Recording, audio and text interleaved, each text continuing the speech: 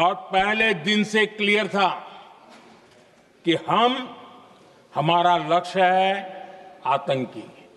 आतंकियों के आका, आतंकियों की जो व्यवस्थाएं जहां से होती है वो, और उनके अड्डे, उनको हम ध्वस्त करना चाहते थे। और हमने प्रेस कॉन्फ्रेंस में कह दिया था, हमने हमारा काम कर दिया है, हमने जो तय किया था पूरा कर दिया है। और इसलिए 6-7 मई को ऑपरेशन हमारे यहां संतोषजनक होने के तुरंत बाद कल जो राजनाथ जी ने कहा था, मैं डंके की चोट पर दोबारा दोहराता हूं, भारत की सेना ने पाकिस्तान की सेना को चंद मिनटों में बता दिया कि हमारा ये लक्ष्य था, हमने लक्ष्य पूरा कर दिया है, ताकि उनको पता चले और हमें भी पता चले कि उनके दिल दिमाग में क्या चलता है।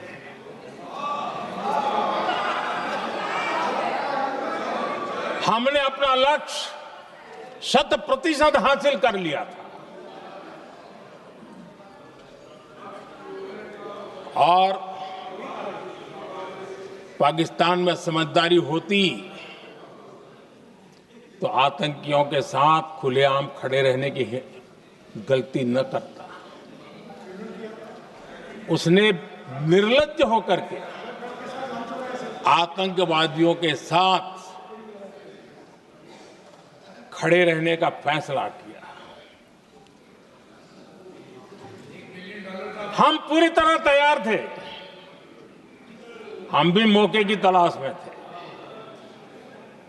लेकिन हमने दुनिया को बताया था कि हमारा लक्ष्य आतंकवाद है, आतंकवादी आका है, आतंकवादी ठिकाने हैं, वो हमने पूरा कर दिया। लेकिन जब पाकिस्तान ने आतंकियों की मदद में आने का फैसला किया और मैदान में उतरने की हरकत की, तो भारत की सेना ने सालों तक याद रह जाए ऐसा करारा जवाब दे करके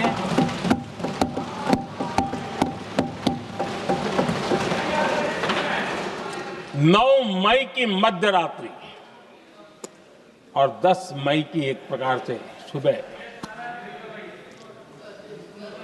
हमारी मिसाइलें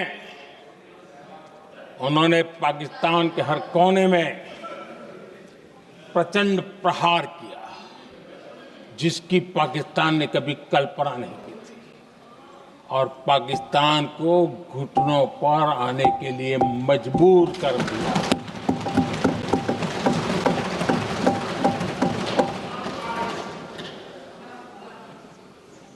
और आपने टीवी में भी देखा है, वहां से क्या बयान आते थे। पाकिस्तान के लोग, अरे मैं तो स्विमिंग पूल में नहा रहा था, कोई कह रहा था मैं तो दफ्तर जाने की तैयारी कर रहा था, हम कुछ सोचे इस पहले तो भारत ने तो हमला कर दिया। ये पाकिस्तान के लोगों के बयान है और देश ने देखे हैं। स्विमिंग पूल में नहा रहा था।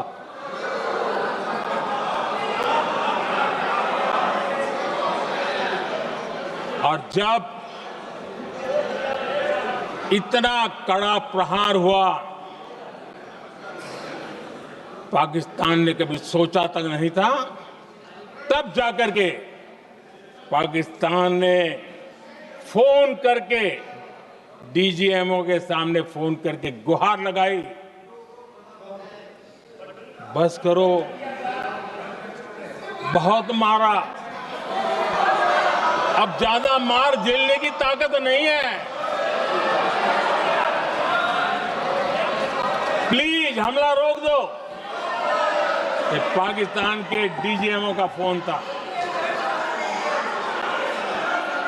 और भारत ने तो पहले दिन ही कह दिया था, 7 तारीख सुबह की प्रेस देख लीजिए, कि हमने हमारा लक्ष्य पूरा कर दिया है, अगर आप कुछ करोगे तो महंगा पड़ेगा। और ऐसे कैसे चलता है? प्लीज।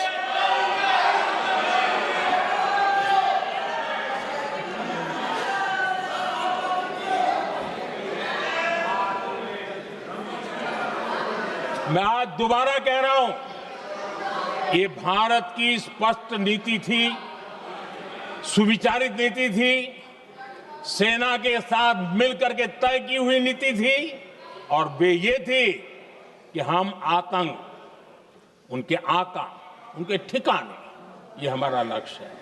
और हमने कहा, पहले दिन प्रेस कॉन्फ्रेंस में कहा है कि हमारा एक्शन नॉन एक्सिलेटरी है। ये हमने कह करके किया है, और इसके लिए साथियों हमने हमला रोका। अध्यक्ष जी, दुनिया के किसी भी नेता ने भारत के ऑपरेशन रोकने के लिए नहीं कहा।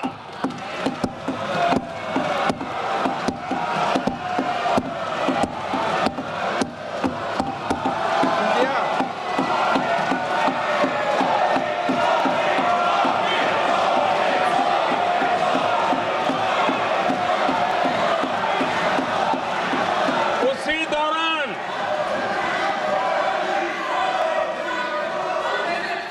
9 तारीख को रात को अमेरिका के उपराष्ट्रपति जी ने मुझसे बात करने का प्रयास किया। वो घंटे भर कोशिश कर रहे थे, लेकिन मेरी सेना के साथ मीटिंग चल रही थी, तो मैंने उनका फोन उठा नहीं पाया। बाद में मैंने उनको कॉल बैक किया। मैंने कहा कि आपका फोन था, 3-4 बार आपका फोन आ गया, क्या है? तो अमेरिका के उपराष्ट्रपति जी ने मुझे फोन पे बताया कि पाकिस्तान बहुत बड़ा हमला करने वाला है। ये उन्होंने मुझे बताया। मेरा जो जवाब था, जिनको समझ नहीं आता है उनको तो नहीं आएगा,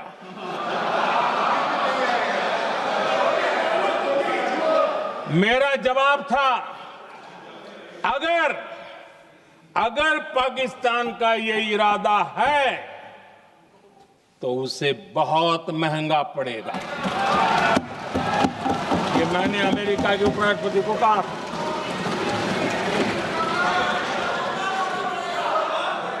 अगर पाकिस्तान हमला करेगा तो हम बड़ा हमला कर करके जवाब देंगे। ये मेरा जवाब था। और आगे मेरा एक वाक्य था, मैंने कहा था, हम गोली का जवाब गोले से देंगे। ये 9 तारीख रात की बात है, और 9 रात में और 10 सुबह हमने पाकिस्तान को, सैन्य शक्ति को तहस नहस कर दिया था। और यही हमारा जवाब था, यही हमारा जज्बा था। और आज पाकिस्तान भी भली भांति जान गया है कि भारत का हर जवाब पहले से ज्यादा तगड़ा होता है।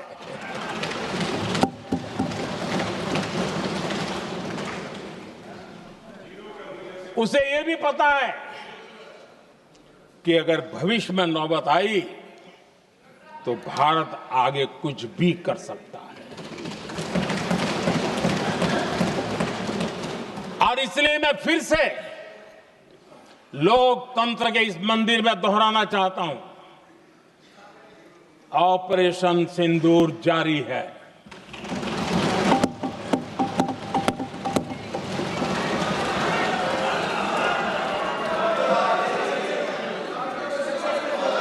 पाकिस्तान ने दुस्साहस की अगर कल्पना की तो उसे करारा जवाब दिया जाएगा।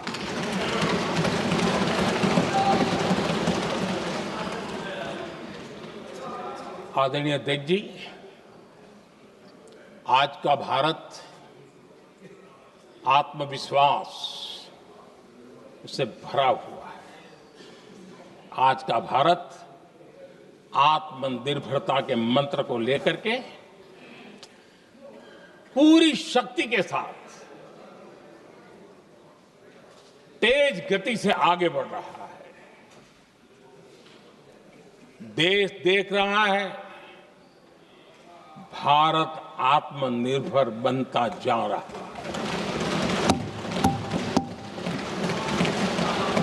लेकिन देश ये भी देख रहा है कि एक तरफ तो भारत आत्मनिर्भरता की ओर तेज गति से आगे बढ़ रहा है, लेकिन कांग्रेस मुद्दों के लिए पाकिस्तान पर निर्भर होती जा रही है।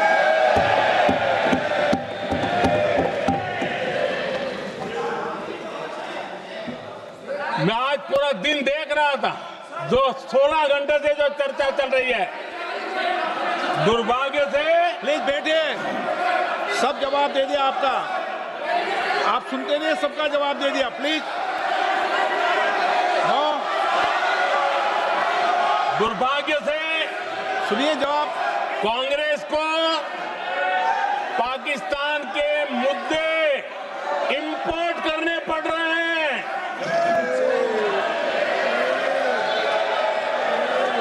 आदरणीय अध्यक्ष जी, आज के वॉरफेयर में इंफॉर्मेशन और नैरेटिव्स की प्लीज बैठिए। बहुत बड़ी भूमिका है।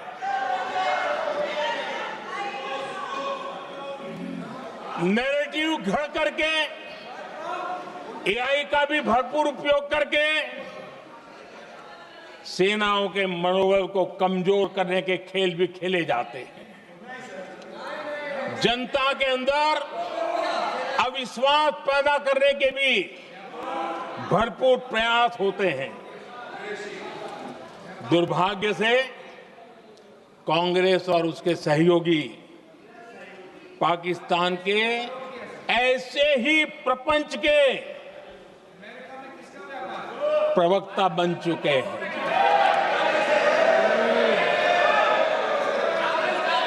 आदरणीय अध्यक्ष जी, देश की सेना ने, आदरणीय अध्यक्ष जी, ये तरीका है देश आपका? की सेना ने, बैठिए बैठिए। देश की सेना ने सर्जिकल स्ट्राइक की। बैठिए।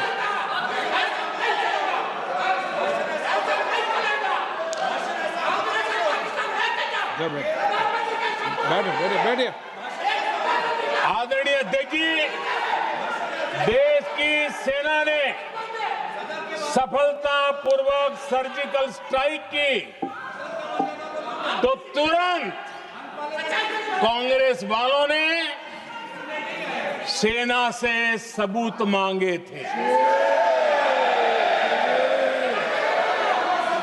लेकिन जब उन्होंने देश का मूड देखा, देश का मिजाज देखा, तो सुर उनके बदलने लगे और बदल करके क्या कहने लगे? कांग्रेस के लोगों ने कहा, ये सर्जिकल स्ट्राइक क्या बड़ी बात है, ये तो हमने भी की थी। एक ने कहा 3 सर्जिकल स्ट्राइक की थी, दूसरे ने कहा 6 सर्जिकल स्ट्राइक की थी, तीसरे ने कहा 15 सर्जिकल स्ट्राइक की थी। जितना बड़ा नेता उतना बड़ा आंकड़ा चल रहा था।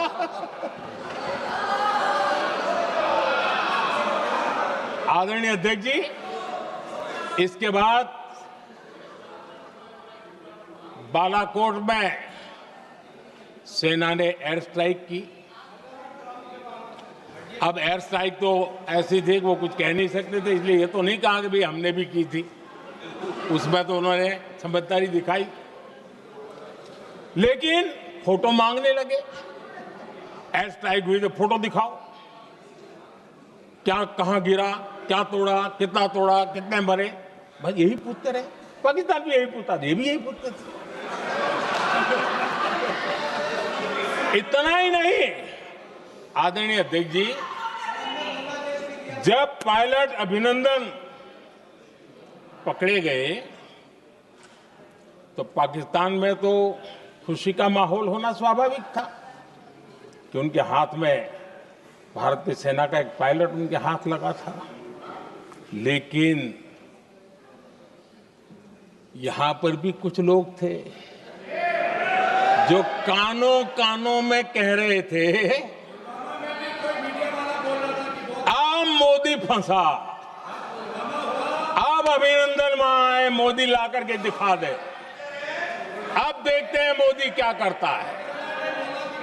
आज डंके की चोट पर अभिनंदन वापिस आए।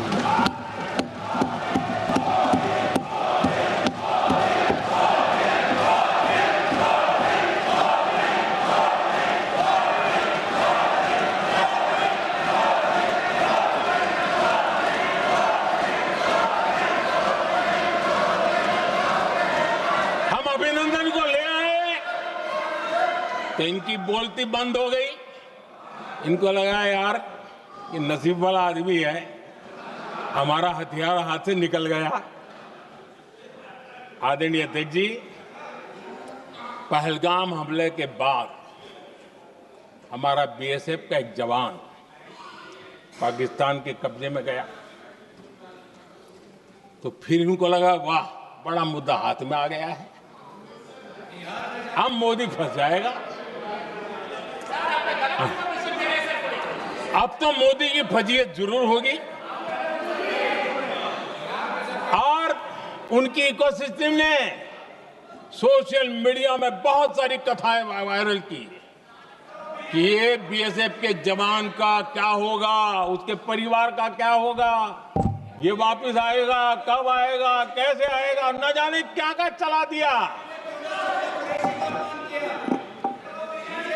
आदरणीय अध्यक्ष जी, बीएसएफ का वो जवान भी आन बान शान के साथ वापस आया।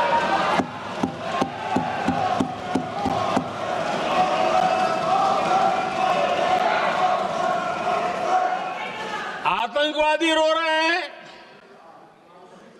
आतंकवादियों के आका रो रहे हैं और उनको रोते देखकर यहां भी कुछ लोग रो रहे हैं।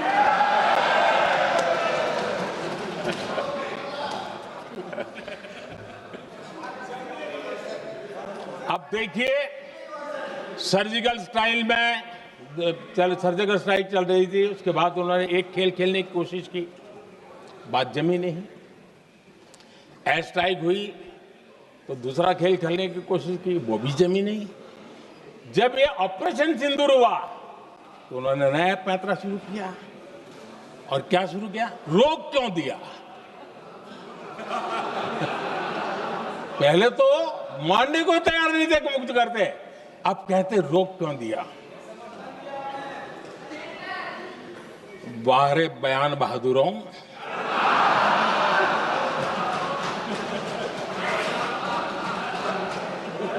आपको विरोध का कोई न कोई बहाना चाहिए।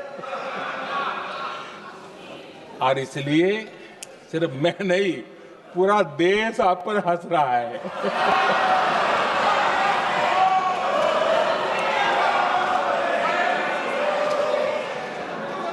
आदरणीय अध्यक्ष जी, सेना का विरोध, सेना के प्रति एक पता नहीं नेगेटिविटी, ये कांग्रेस का पुराना रवैया रहा है।